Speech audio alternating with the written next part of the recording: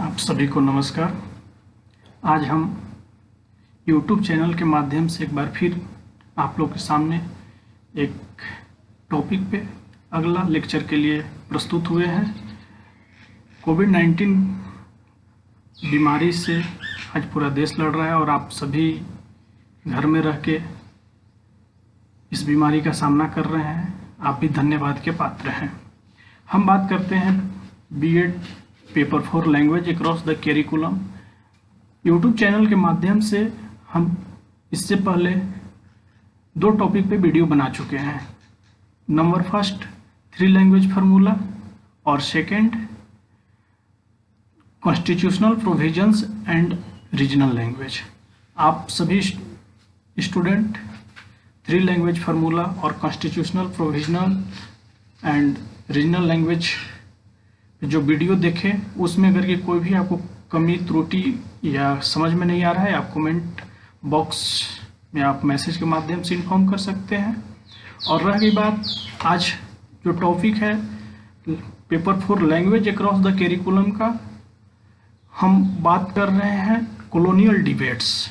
इससे पहले हम बात भी किए थे कॉलोनियल डिबेट्स औपनिवेशिक वाद विवाद क्या है, कैसे हम इसको करते हैं। तो सबसे पहले हम आप लोग से फीडबैक भी लेना चाहेंगे कि जो पिछले वीडियो आप लोग के बीच रखा गया है वो अगर कि आप उसमें किसी भी तरह के आपको कमी या फिर किसी भी तरह के आपको दिक्कत महसूस हो रहा है तो आप कमेंट बॉक्स में ज़रूर करेंगे। और लाइक करना नहीं करना ये आपके ऊपर डिपेंड करता है, आप लाइक करें या ना करें। इससे अगर कि आप लाइक करते हैं तो हम लोग को भी मोटिवेशन मिलता है और अगर कि डिसलाइक भी करते हैं तो और अच्छे से वीडियो बनाने के लिए मोटिवेशन मिलता है। यानी कि आपके एक लाइक या एक डिसलाइक से हमको अपने आप में मोटिवेशन मिलता है कि कम से कम हम भी अपना वीडियो और अच्छे ढंग से बना सके। आज हम बात कर रहे हैं कॉलोनियल डिबेट्स पे। तो सबसे पहले कॉलोनियल डिबेट्स औपनिवेशिक वाद विवाद। हम कॉलोनियल डिबेट्स को पहले समझेंगे कि कॉलोनियल डिबेट्स होता क्या है।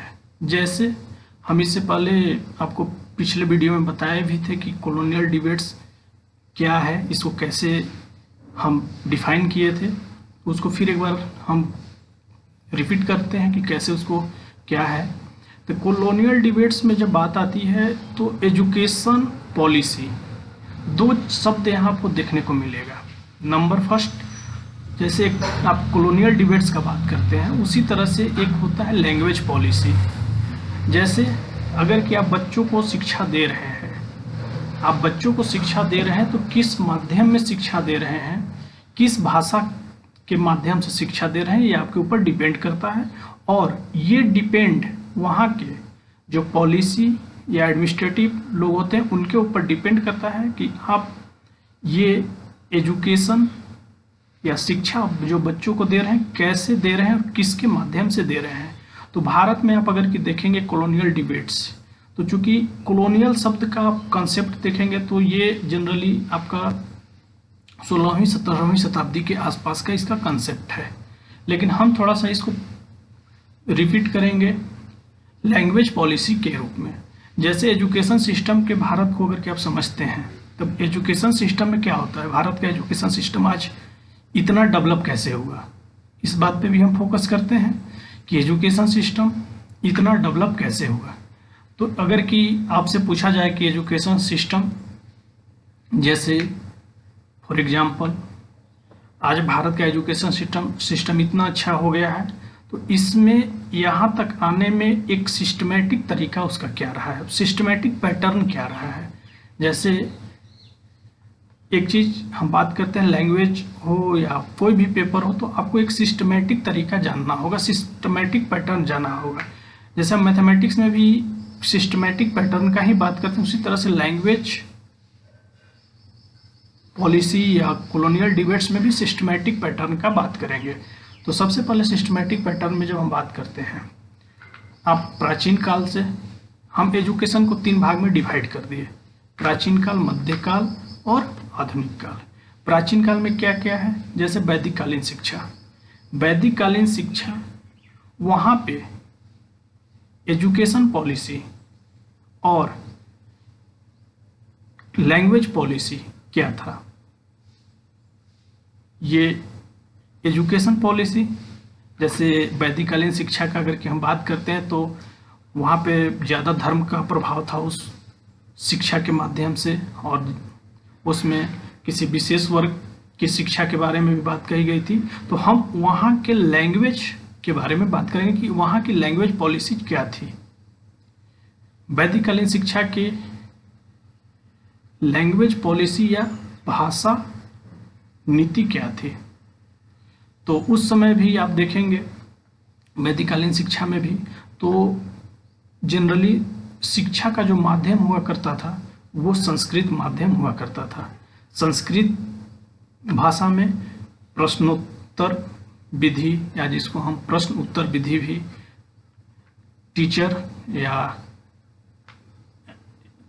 या फिर स्टूडेंट, टीचर प्रश्न करते थे या स्टूडेंट प्रश्न करते थे, टीचर उसका जवाब देते थे, तो इसको हम प्रश्नोत्तर विधि या कह सकते हैं। तो वहाँ पे जो भाषा होती थी वहाँ पे उसको संस्कृत भाषा के रूप में देखा जाता था। और आप सभी जानते हैं कि सारे भाषाओं के जननी के रूप में संस्कृत को जाना जाता है। संस्कृत, अपभ्रंश, पाली, प्राकृतिक, जैसे जैसे ब्रज, खड़ी, जैसे जैसे आप आगे बढ़ेंगे तो वैसे वैसे भाषा का विकास होते गया, और आज हम यहाँ तक पहुँचे हैं कि 3 लैंग्वेज फार्मूला का बात कर रहे हैं, त्रिभाषा सूत्र के बारे में बात कर रहे हैं। तो वैदिककालीन शिक्षा में भाषा का प्रभाव, जो समाज में भाषा का प्रभाव था वही शिक्षा का भी भाषा हुआ करता था। जैसे आज हम बात करते हैं वैदिककालीन में संस्कृत के माध्यम से शिक्षा दी जाती थी। एक बार एजुकेशन सिस्टम को आप समझ लीजिएगा, अगर कि इसमें किसी को कोई, चूंकि कंसेप्ट देखिए थोड़ा सा टफ है, लेकिन आज एजुकेशन सिस्टम में इन नॉलेज का जब हम बात करते हैं तो आपका जितना नॉलेज है या मेरा जितना नॉलेज है उसको हम सिस्टमेटिक तरीक़ा से कैसे अपने अंदर आत्मसात कर सके। तो आज अगर क्या बच्चा से आप पूछेंगे एग्जाम्पल के तौर पे कि भारत के एजुकेशन सिस्टम के बारे में पता है, तो भारत के एजुकेशन सिस्टम, हो सकता है कि कोई बच्चा अगर कि साइंस का रहा होगा तो बोलेगा कि 1947 के बाद भारत आज़ाद हुआ और ये एजुकेशन सिस्टम चला आ रहा है। हो सकता है कोई बच्चा उससे पहले SST कर रहा हो तो वो मुग़ल काल या फिर वैदिक मुग़ल काल के बारे में बताएगा, कुछ बच्चा दिल्ली सल्तनत के बारे में बताएंगे। तो कहने का मतलब जो मेरा नॉलेज है हम उसके कंसेप्ट पे बात, उसके आधार पे हम बात करते हैं कि लैंग्वेज में एजुकेशन पॉलिसी, लैंग्वेज में एजुकेशन पॉलिसी कैसे बनता था, किस भाषा में बच्चों को एजुकेशन दिया। क्योंकि बच्चे के विकास करने के लिए बच्चे का डेवलपमेंट कब होगा, आप क्लास में जा रहे हैं, बच्चों को, बच्चा हिंदी जान रहा है आप इंग्लिश पढ़ा के आ रहे हैं, बच्चा इंग्लिश जान रहा है आप उर्दू पढ़ा के आ रहे हैं, तो वहाँ पे बच्चों को डेवलपमेंट नहीं हो पाता है। बच्चे को हम किस भाषा में शिक्षा दें। तो वैदिककालीन शिक्षा में भाषा, वैदिककालीन शिक्षा में आपका देने का, शिक्षा देने का भाषा थी संस्कृत। उसके बाद कौन सी एजुकेशन सिस्टम आगे बढ़ी, और इसको आप थोड़ा सा धर्म से भी आप जोड़ सकते हैं, जैसे वैदिककालीन, बौद्धकालीन, जैन, दिल्ली सल्तनत, मुग़ल काल। उसके बाद आप बात कर सकते हैं आपका 1857 के बाद जो ब्रिटिश का एजुकेशन सिस्टम या लैंग्वेज का बात हुआ, या फिर हम उसके बाद बात कर सकते हैं भारत के आज़ाद के बाद जितने भी कमिटी रिकमेंडेशन हुए वो हम, तो ये जनरली आप देखेंगे तो प्राचीन काल से शिक्षा धर्म के रूप में भी देखा जाता था। तो हम बात करते हैं यहाँ पे कि प्राचीन काल में, चूँकि वैदिककालीन शिक्षा परंपरा में संस्कृत भाषा में छात्रों को शिक्षा दी जाती थी। उसके बाद चूँकि वैदिककालीन शिक्षा परंपरा में कुछ कमी थी। उसके बाद बौद्धकालीन शिक्षा दर्शन आया, उसमें बच्चों को पाली भाषा में शिक्षा देने का काम किया गया कि बच्चों को पाली भाषा में शिक्षा दिया जाए। तो यहाँ पे आप समझेंगे कि जिस शिक्षा का जैसा नीति रही है उसी के भाषा में शिक्षा देने की बात कही गई है। उसी तरह से जैनिज्म में आप आएंगे तो जैनिज्म में भी आप देखेंगे आगम या प्राकृतिक भाषा का ज़्यादा उल्लेख किया गया है। उसी तरह से हम जब बात करते हैं दिल्ली सल्तनत में अरबी, फारसी, उर्दू का ज़्यादा प्रचलन रहा है। और उसके बाद मुग़ल काल जो 1526 के बाद आए, मुग़ल काल में आप देखेंगे तो वहाँ पे भी आपका उर्दू, फारसी, अरबी जैसे भाषाओं का ज़्यादा प्रभाव समाज में देखने को मिलता है। और एक एग्जाम्पल और हम यहाँ पे समझेंगे कि जब जैसे अभी भी बहुत ऐसे आपको शब्द मिलेंगे जिसका उर्दू का प्रभाव अभी भी हमारे जीवन में बहुत देखने को मिलता है। उसके बाद हम आप जैसे बात करते हैं कॉलोनियल डिबेट्स पे, तो मुग़ल काल में भी और अब कॉलोनियल डिबेट्स का जो मेन कंसेप्ट आ रहा है वो आपका देखेंगे तो जब से ईस्ट इंडिया कंपनी भारत में व्यापार करने आई, 1600 ईस्वी के आसपास भारत में ईस्ट इंडिया कंपनी आई और यहाँ पे जब व्यापार करना शुरू की तो वह धीरे धीरे पूरे समाज पे अपना प्रभाव डालने के लिए धीरे धीरे संस्कृति, सभ्यता, भाषा पे प्रहार, भारतीय संस्कृति, सभ्यता, भाषा पे प्रहार करना शुरू कर दिया गया।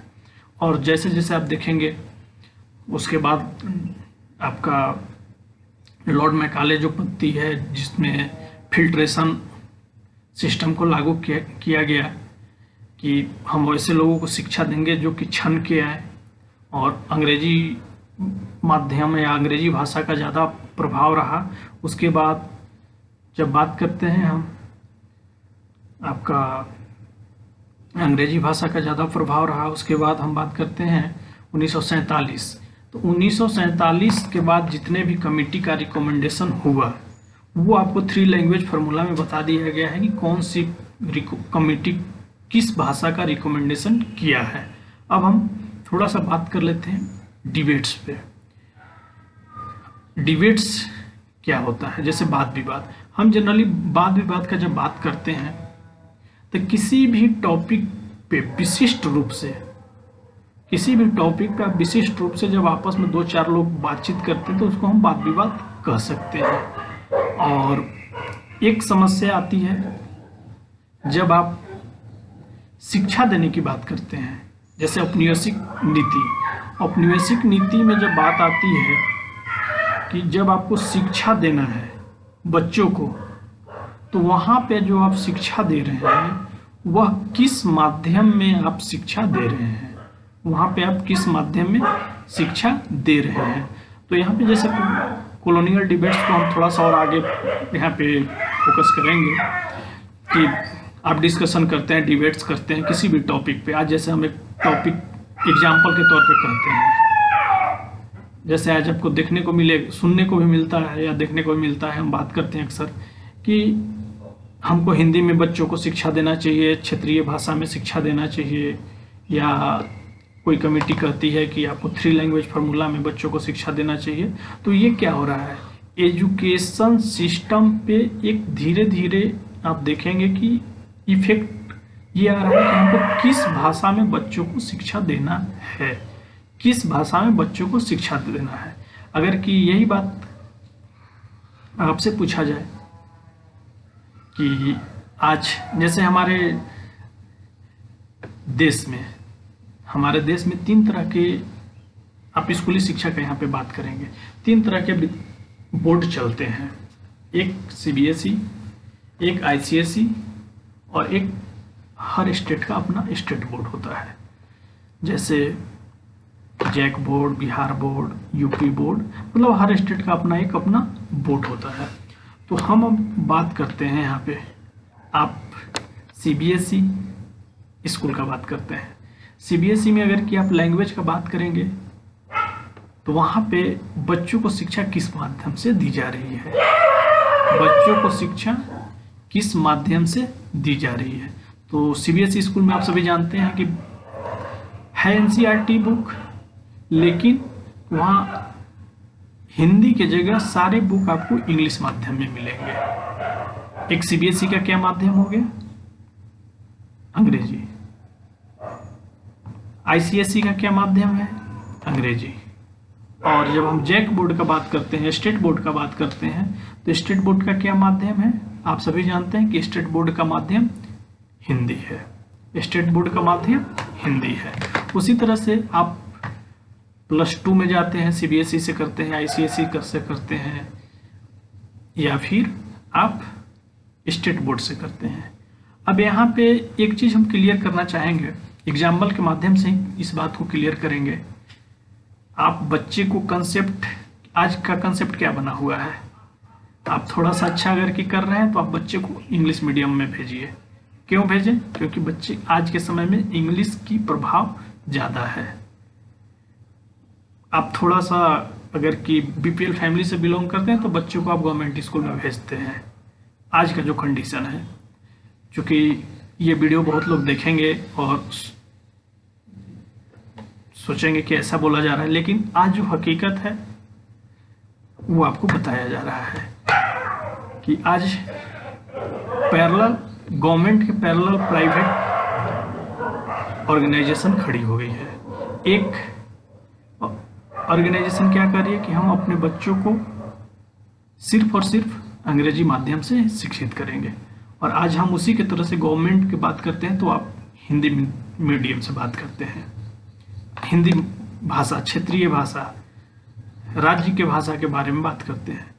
तो कहने का मतलब कि आप देखें यहाँ पे पब्लिक स्कूल को ही 3 भाग में डिवाइड कर दिया गया है।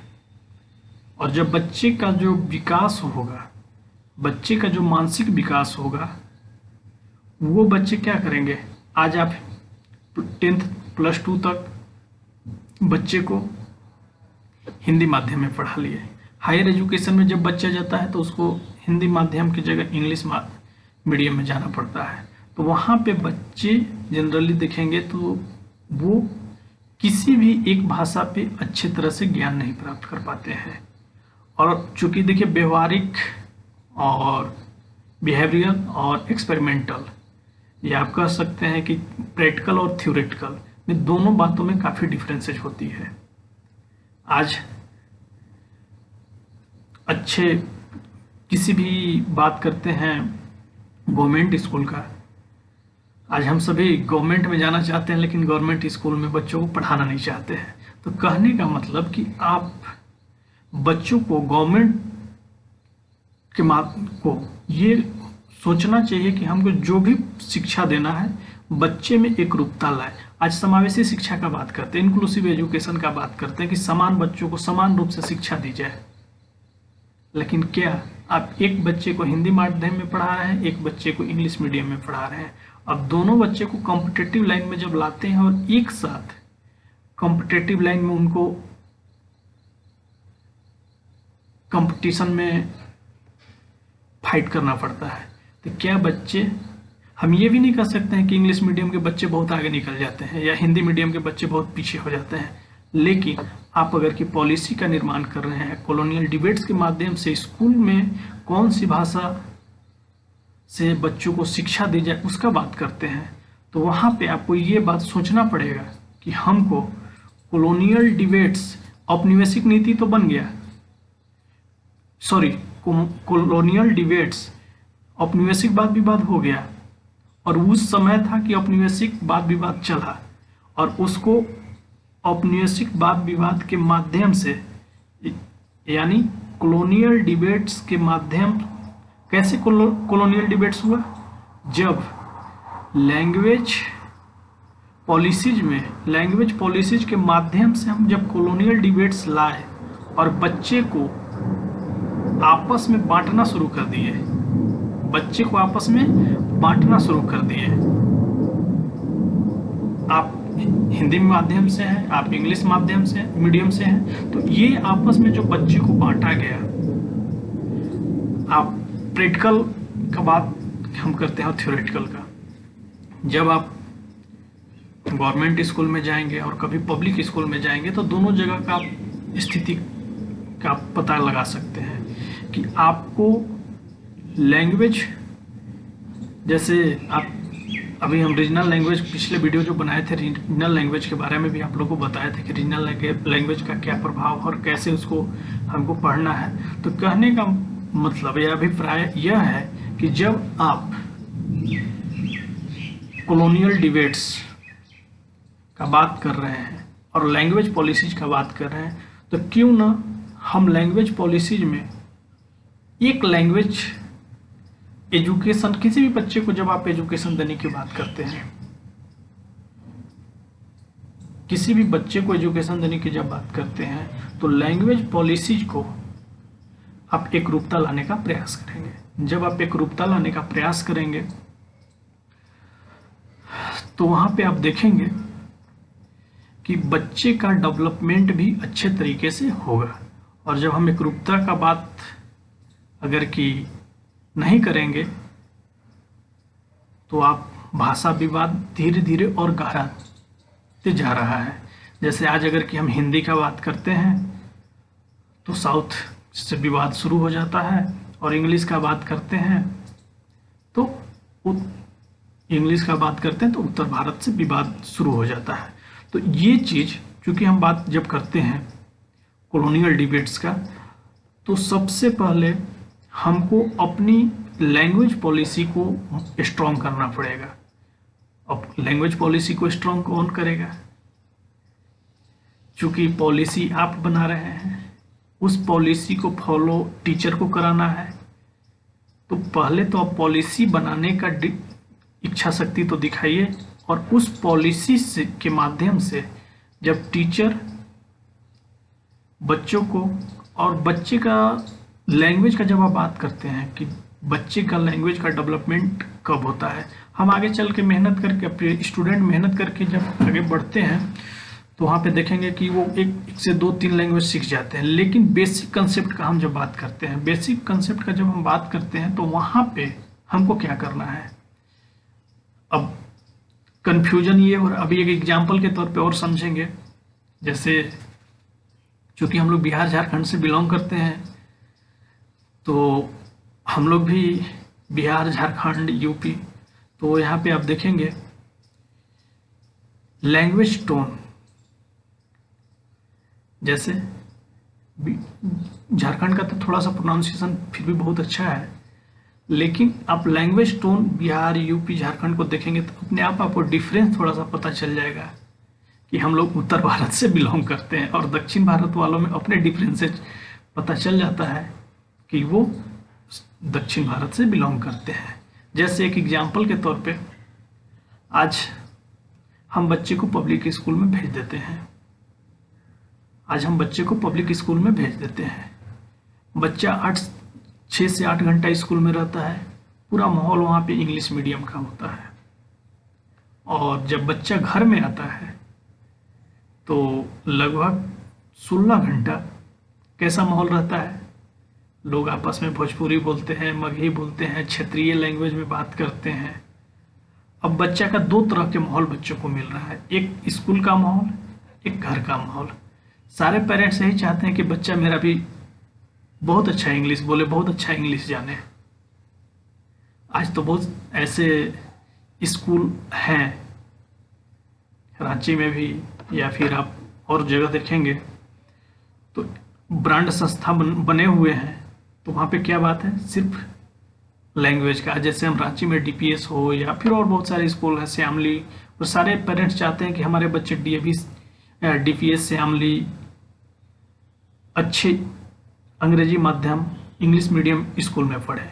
तो कहने का मतलब कि जब हम कॉलोनियल डिबेट्स का बात करते हैं, हमको खुद सोचना पड़ेगा कि कॉलोनियल डिबेट्स, और पेरेंट्स से अधिक गवर्नमेंट को सोचना पड़ेगा कि कॉलोनियल डिबेट्स का जब हम बात कर रहे हैं तो कम से कम हम जो भी पॉलिसी